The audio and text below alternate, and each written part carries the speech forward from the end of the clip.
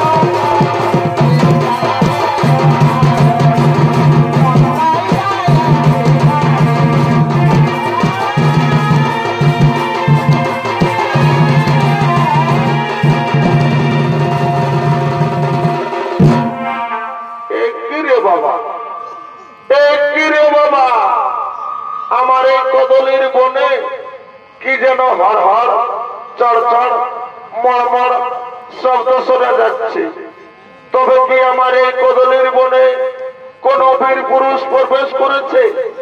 ও বুঝতে পেরেছি, আমার এই কদলের বন দিয়ে পার হয়ে যাচ্ছে ভীমসেন মানস সরোবর।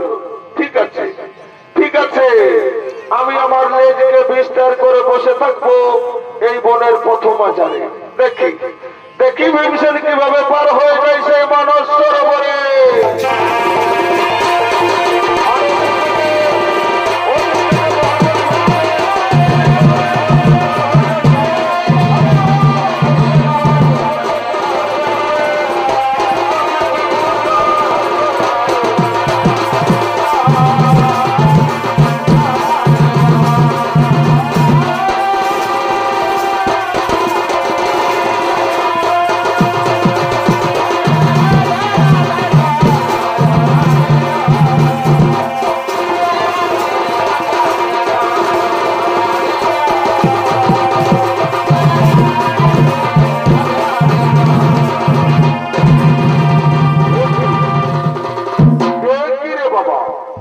আমি এই কদলের বনে উপস্থিত হতে না হতেই কি আশ্চর্য ঘটনা দেখছি। সামনে বসে রয়েছে এক বৃদ্ধ বানর, আর পেছনে রয়েছে তার এক বিস্তারিত লেজ। আর এই লেজ দেখে আমি কিভাবে পার হয়ে যাব ওপারে? বলি ও বানর ভাই, বলি ও বানর ভাই, বানর ভাই তুমি শুনতে পাচ্ছ? তুমি তোমার লেজকে গুটিয়ে নাও আর আমাকে পার হয়ে যেতে দাও। ও পার বলে কি বলছো বাচ্চা? আমি বৃদ্ধ বুড়া বানর, লড়বার চড়বার আমার মোটেই শক্তি নেই। তবে যদি পারো তাহলে তুমি আমার লেজ সরিয়ে পার হয়ে যাও। ও পার না না বানর, তা কখনো হতে পারে না। বানর হলে তো তুমি জীব, তাই বলে যত জীব তত শিব ঘটে ঘটে দাঁড়ায়। ও তাই বলছি বানর, তুমি তোমার লেজকে সরিয়ে নাও আর আমাকে পার হয়ে যেতে দাও। ও বললাম তো বাচ্চা, বললাম তো বাচ্চা, আমি বৃদ্ধ বুড়া মানুষ, লড়বার চড়বার আমার মোটেই শক্তি নেই। তবে যদি পারো তাহলে তুমি আমার লেজ সরিয়ে পার হয়ে যাও। ও পারে। ও ঠিক আছে বানর, যদি তোমার তাই ইচ্ছা তাহলে তোমার লেজ সরাবার জন্য আমার বাঁ হস্তই যথেষ্ট।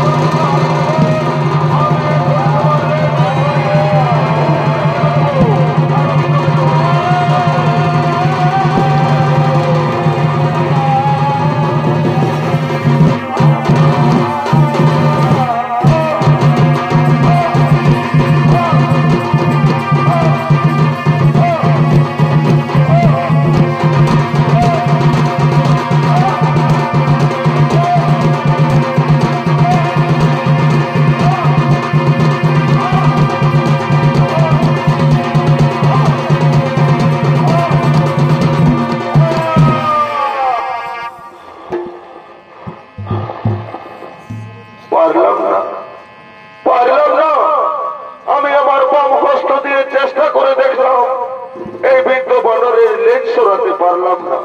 কিন্তু না, আমি চলেছি আমার দাদা ধর্মরাজ যুধিষ্ঠিরের আদেশে গন্ধমাদন পর্বতে মানস সরোবরে সুবর্ণ পদ্ম নিয়ে আসার জন্য। তাই আমি সমস্ত শরীরের শক্তি দিয়ে দেখবো, দেখি বানরের লেজ সরাতে পারি কি না।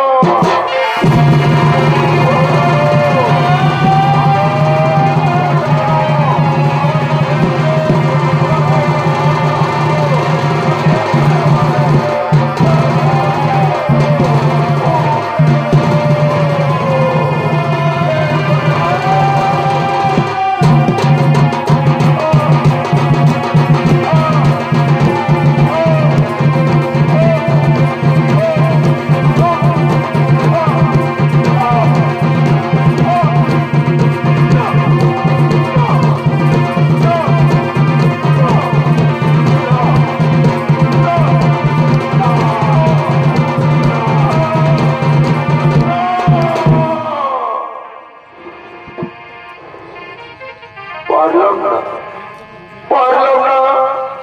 আমি দুবার চেষ্টা করে দেখলাম, এই বৃদ্ধ বানরের লেজ সরাতে পারলাম না। তবে কি সে দর্প হরি ভগবান ছল করে বসে আছে এই বনের প্রথম আছাড়ে বানরের রূপ ধরে। বলে ও হে বানর, বানর তুমি শুনতে পাচ্ছ? কি বা নাম, কোথায় ধাম? তুমি সম্মুখে দাও তব পরিচয়। বলবো বাচ্চা, নিশ্চয়ই বলবো। তবে আগে দাও তব পরিচয়, পরে দেব মম পরিচয়। ও ঠিক আছে বানর, তাহলে শোনো আমার পরিচয়। সূর্য বংশে জন্ম মোর পিতা পবন, সূর্য বংশে জন্ম মোর পিতা পবন। দাদা ধর্মরাজ যুধিষ্ঠিরের আদেশে চলেছি গন্ধমাদন পর্বতে মানস সরোবরে সুবর্ণ পদ্ম নিয়ে আসার জন্য। তাই আমার নাম ভীম। শুনলে তো বানর আমার পরিচয়, এরপর দাও তব পরিচয়। ও শোনো বাচ্চা আমার পরিচয়। কেশরী ক্ষেত্রে জন্ম মোর পিতা পবন, কেশরী ক্ষেত্রে জন্ম মোর পিতা পবন। মা সীতা দেবীর আশীর্বাদে আমি 4 যুগ অমর।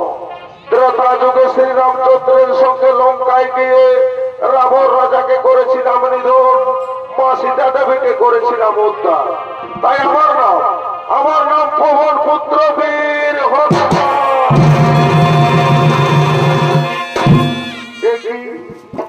কি কথা শোনালে বানর, তুমি কি কথা শোনালে?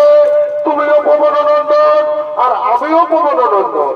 তাহলে তো তুমি আমার অগ্রজ, মানে সম্পর্কে তুমি আমার দাদা। বলি দাদা, আমি তোমায় না জেনে শুনে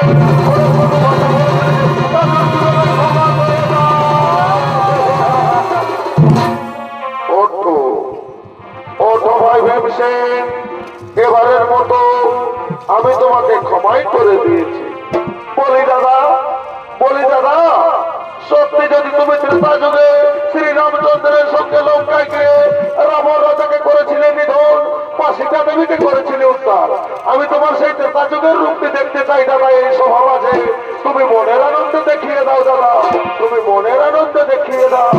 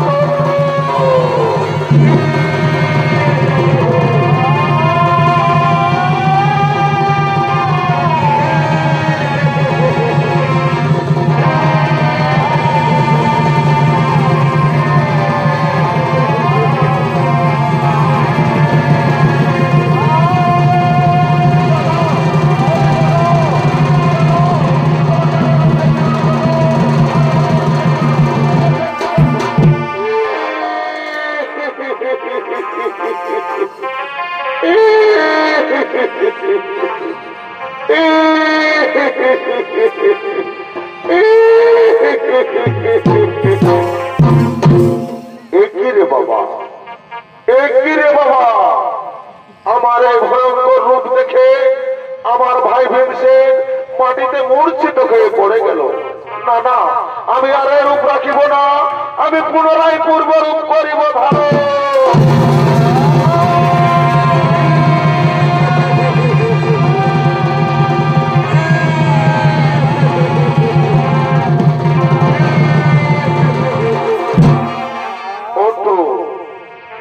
ভাই ভীমসেন, যে দেখো আমি পুনরায় পূর্ব রূপ করেছি দারুণ।